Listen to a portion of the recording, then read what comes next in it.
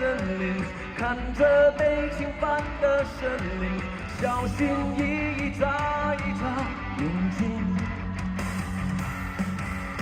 被限制捉弄的身体，跑出不一样的命运。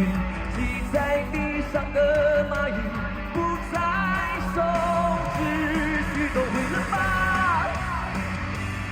害怕了吧？谁来拯救你和被你遗忘的心为重长大？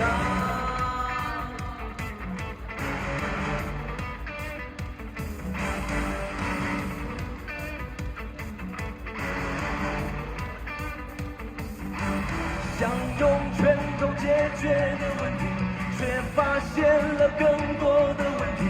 于是你选择欲盖不语，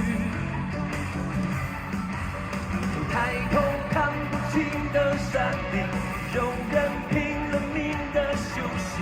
没什么比不费脑筋更有理。后悔了吧？害怕了吧？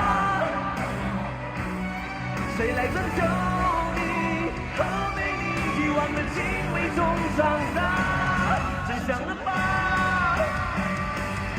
认命了吗？